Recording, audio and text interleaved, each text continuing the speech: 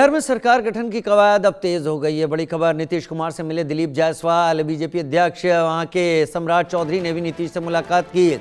उधर मंगल पांडे ने नीतीश कुमार से मुलाकात की है, नीतीश जी को बधाई देने आए थे। दिलीप जायसवाल का बयान, लेकिन केवल बधाई से बात नहीं चलती, क्योंकि सरकार गठन प्राथमिकता है तो ये बात समझी जा सकती है कि इस वक्त सरकार गठन को लेकर चर्चा जोरों पर है, ऊंचाई पर है। नीतीश कुमार से चर्चा होने का मतलब और मकसद एक यही कि नेतृत्व नीतीश कुमार का ही रहने वाला है। शायद बीजेपी के पास जेडीयू से ज्यादा ही सीटें क्यों ना हो, ये प्रधानमंत्री और बीजेपी पहले ही साफ कर चुके थे। शैलेंद्र मेरे साथ इस वक्त लाइव जुड़े हुए हैं लगातार। शैलेंद्र, एक बात तो तय है कि बधाई नहीं दी जा रही है, क्या हो रहा है इस वक्त नीतीश कुमार के आवास पर? देखिए, साफ तौर पे बधाई तो एक बहाना है और सरकार बनाना है, ये चल रहा है। चूंकि कल दिल्ली में बैठक हुई, आज विजय सिन्हा मिले और फिर दिल्ली वो रवाना हो गए। कल दिलीप जायसवाल जाएंगे और इस बीच में अभी एक प्रेस नोट आया है, यानी कैबिनेट नोट जिसको बोलते हैं, कि कैबिनेट की कल बैठक होनी है 11:30 बजे से। तो अब आप समझिए कि चीज़ें अपनी गति में हैं, चीज़ें अपने हिसाब से चल रही हैं, क्योंकि आज शाम 4 बजे का वक्त था जब चुनाव आयोग के जो यहाँ इलेक्शन कमिश्नर हैं, यानी जो इलेक्शन अफसर हैं, वो सब आए थे और वो राज्यपाल आरिफ मोहम्मद खान से मिले और उन्होंने 243 चुने हुए विधायकों की सूची सौंपी कि यानी कि जो कार्य सरकार ने दिया था, जो कार्य महामहिम ने दिया था, वो पूरा हो चुका है और अब जो है नई सरकार गठन की प्रक्रिया शुरू होनी चाहिए। उसी प्रक्रिया के तहत कल बैठक होगी कैबिनेट की, जिसमें जो विधानसभा है, 17वीं विधानसभा है, उसको डिसॉल्व किया जाएगा, यानी उसको भंग करने की सिफारिश की जाएगी। और उसके बाद ही मुख्यमंत्री नीतीश कुमार जो है वो जाएंगे राजभवन। ये तो एक प्रक्रिया की बात हुई, लेकिन दूसरी बात जो आप कर रहे थे कि कैसे सरकार गठन को लेकर क्या क्या चीजें हैं, तो आप साफ तौर पे देखिए कि जो छोटे दल हैं, यानी कि पांच दलों का ये समन्वय है एनडीए, छोटे दल अपनी बैठक कर रहे हैं, यानी अपना नेता चुन रहे हैं। और साफ तौर है जो सामने चीजें आ रही हैं, क्योंकि मंत्रालय जो मंत्रिमंडल का भी गठन होना है, मंत्रिमंडल के गठन में जो 6+1, यानी कि अगर 6 विधायक हैं तो 1 मंत्री पद, कुछ इस तरह का फार्मूला निकल कर सामने आ रहा है। और जो छोटे दल हैं, यानी कि चाहे हम पार्टी हो और चाहे राष्ट्रीय लोक मोर्चा हो, उसको 1-1 पद देने की बात हो रही है। और अगर कहा जाए कि संख्या के हिसाब से तो 3 पद जो है वो मिलने हैं एलजेपी-आर यानी चिराग पासवान की पार्टी को। ऐसे ही 14 है जो बर्थ है, कैबिनेट की बर्थ है, वो जाएगी बहुत कुछ, जेडीयू बहुत के पास। बड़ा एक राजनीतिक, एक ड्रामा तो नहीं कह सकते, एक राजनीतिक तैयारी कह सकते हैं जो इस वक्त पटना में चल रही है। शैलेंद्र बने रहिए, क्योंकि बिहार में 17 नवंबर को मंत्रिपरिषद की बैठक की भी बात है। पटना में सुबह 11:30 बजे मंत्रिपरिषद की बैठक होगी, सरकार को भंग करने का इसमें प्रस्ताव पारित होगा। यानी 17 नवंबर का मतलब तारीख के हिसाब से कल ऐसा होने वाला है। और अगर कल ऐसा होने वाला है तो आज रात नींद ज्यादातर लोगों को नहीं आने वाली। उन लोगों को बस यही देखना है कि जो मंत्री हैं, कि अगर ये मंत्रिपरिषद तो संवैधानिक के अनुसार इसको भंग होना ही है, इस मंत्रिपरिषद को नहीं बननी है, लेकिन क्या नई में उनकी जगह होगी या नहीं होगी?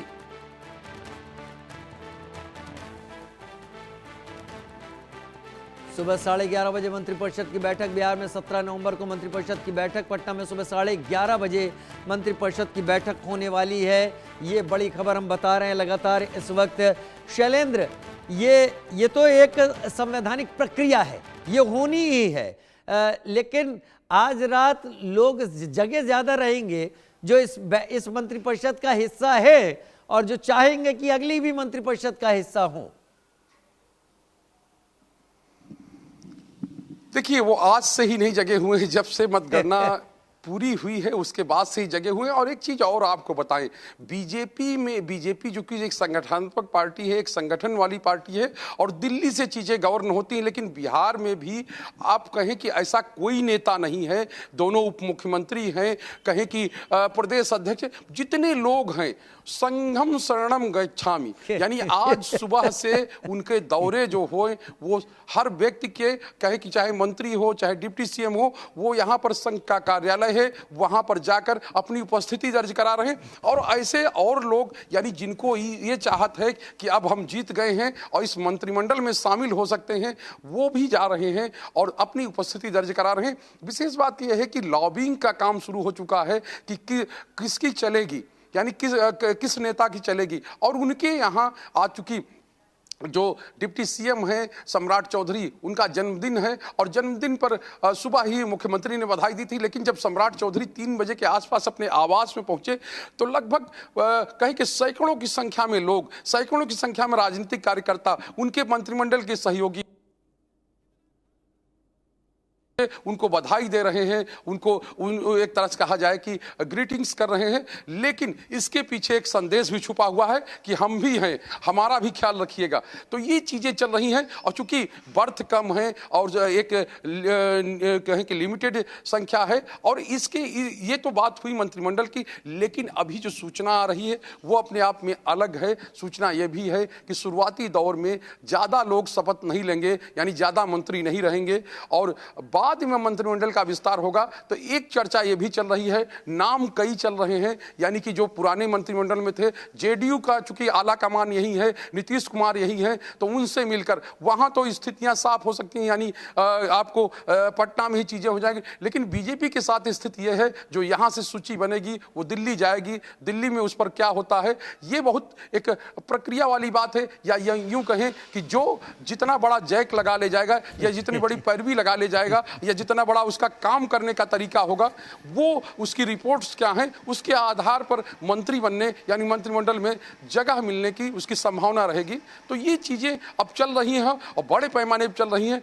सीएम हाउस में लगातार तांता लगा हुआ है लोगों को आने का, यानी जो चुने हुए विधायक हैं उनके आने का, आशीर्वाद लेने का। सब लोग आते हैं यही कहते हैं कि हम बधाई देने आए हैं, हम शुभकामनाएं लेने आए हैं। लेकिन जाहिर सी बात है उपेंद्र कुशवाहा आ रहे हैं, जीतन राम मांझी के बेटे आ रहे हैं, अगर कहें कि चिराग पासवान आ रहे हैं और दोनों डिप्टी सीएम आ रहे हैं सीएम से मिलने, बीजेपी के प्रदेश अध्यक्ष आ रहे हैं। चूंकि कल बैठक एक हो चुकी है, अगर बात करें अब से 24 घंटे पहले दिल्ली में, तो उस बैठक में भी बहुत चीजें हुई क्योंकि बीजेपी के भी नेता थे बिहार से जुड़े हुए और जेडीयू के भी नेता थे, यानी लल्लन सिंह और जो केंद्रीय मंत्री हैं और उसके अलावा जो कार्यकारी अध्यक्ष हैं, राज्यसभा के सदस्य हैं संजय झा, वो भी मौजूद थे। और आज ये सब नेता एक साथ, ये सम्राट चौधरी, संजय झा और लल्लन सिंह यानी केंद्रीय जो मंत्री हैं वो सीएम हाउस में थे और एक साथ लगभग 30 मिनट तक ये बैठक चली है। और उस बैठक में जाहिर सी बात है कई ऐसी चीजें पूरी की गई हैं जो कहें कि इस सरकार के गठन में, इस सरकार को बनाने में अहम रोल प्ले करेंगे। और उसके बाद ही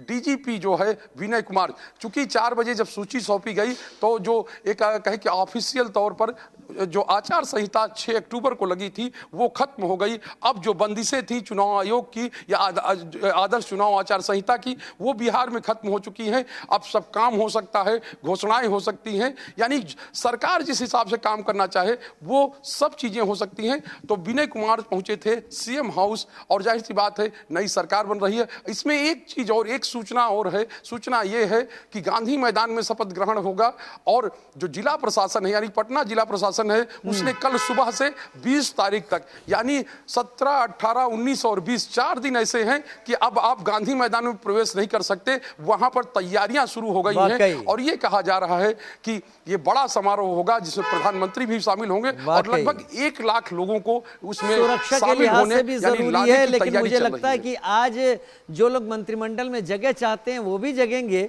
और शैलेंद्र आपको भी जगना पड़ेगा क्योंकि राजनीतिक गतिविधियां तो इस वक्त पटना में ही सबसे ज्यादा है। क्या पता कौन सी खबर किस तरीके की सामने आती दिखे। अभी फिलहाल रोहिणी आचार्य का मामला ही ज्यादा गर्म है बिहार की राजधानी में। बहुत शुक्रिया मेरे साथ जुड़ने के लिए शैलेंद्र आपका। उधर बिहार विधानसभा चुनाव पूरे हो चुके हैं। जीते हुए 243 विधायकों की सूची चुनाव आयोग के अधिकारियों की ओर से राज्यपाल आरिफ मोहम्मद खान को सौंप दी गई है। इसके साथ ही राज्य में नई सरकार के गठन का रास्ता साफ हो गया। राज्य में लगी आदर्श चुनाव आचार संहिता भी खत्म हो गई। देखिए शैलेंद्र कुमार की रिपोर्ट। चीफ इलेक्शन अफसर देखिए मिलकर जो वो जा रहे हैं, राज्यपाल को सूची इन्होंने सौंप दी है और सूची सौंप दी है, लिस्ट दे दिया है। हाँ बिल्कुल, हम लोगों ने ये कमीशन से भी प्रिंसिपल सेक्रेटरी अरविंद जी आए हैं और उन लोगों ने भी पूरी 243 सदस्यों की सूची गवर्नर साहब को उपलब्ध करा दी है। तो सर आज से आदर्श आचार संहिता बिल्कुल बिल्कुल जी। जी आधिकारिक प्रेस कॉन्फ्रेंस भी होगा सर? नहीं, ख़त्म हो गया है सारा। अब फर्दर जो भी आगे कार्यवाही होगी अब गवर्नर साहब के ऑफिस से। Thank you. आदर्श आचार संहिता जो 6 अक्टूबर को लगी थी वो खत्म हो गई है। राज्यपाल को सूची सौंपकर जो चुनाव अधिकारी हैं, मुख्य चुनाव अधिकारी हैं विनोद सिंह गुंजाल, उनकी टीम जो है अब जा रही है। तो ये और बताया किस तरह से जो 247 मेंबर चुनने का जो प्रक्रिया शुरू हुई थी 6 अक्टूबर को, यानी कि जब यहाँ पर प्रक्रिया जो शुरू हुई थी 6 अक्टूबर को जब आचार संहिता लगी थी, यानी उसी दिन से चुनाव प्रक्रिया शुरू हुई। और अब आज के दिन यानी 16 नवंबर को पूरी तरह से अब आदर्श आचार संहिता खत्म हो चुकी है। 243 जो मेंबर हैं वो चुन लिए गए हैं, यानी कि अब चुनाव की प्रक्रिया यानी 18वीं जो विधानसभा है वो पूरी हो गई है।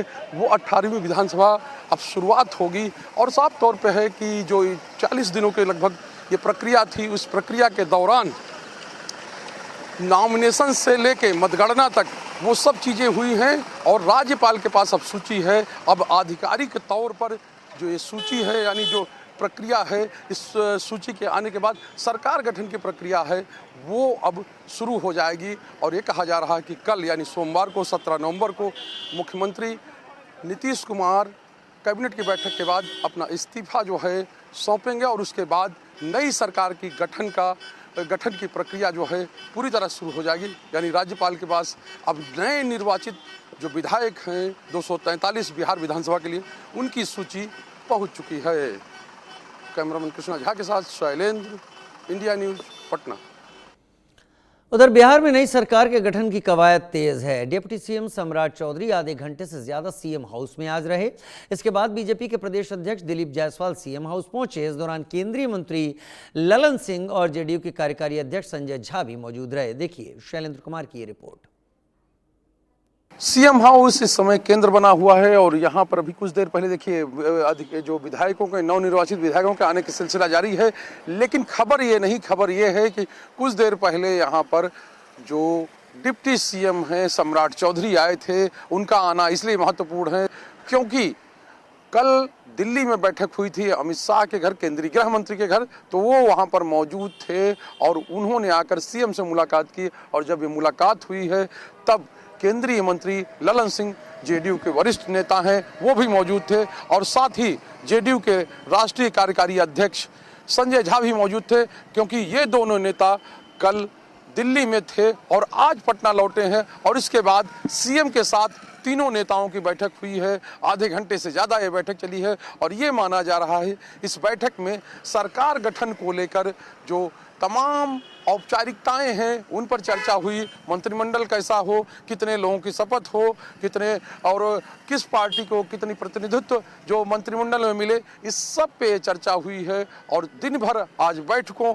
और चर्चाओं का दौर चलता रहा है। और विशेष बात यह है मुख्यमंत्री नीतीश कुमार के बेटे निशांत कुमार ने भी जीत को लेकर बिहार की जनता को बधाई दी है और साथ ही ये कहा है कि हमारे पिता के 20 साल के काम हैं जो जनता ने उस पर मोहर लगाया है। और उन्होंने कहा जो जीत मिली है वो अप्रत्याशित है, यानी जो उम्मीद थी उससे बड़ी जीत जो है वो मिली है, उससे बड़ी जीत बिहार की जनता ने दी है। तो ये चीज़ें हैं और दिन भर आज गतिविधि का केंद्र यानी कि अभी भी विधायकों के आने का सिलसिला जारी है। लेकिन जो महत्वपूर्ण बैठक है वो अब पूरी हो चुकी है, या यूं कहें बीजेपी और जेडीयू नेताओं की बैठक पूरी हो चुकी है। विशेष बात यह है कि आज डिप्टी सीएम सम्राट चौधरी का जन्मदिन भी है और जन्मदिन की बधाई भी मुख्यमंत्री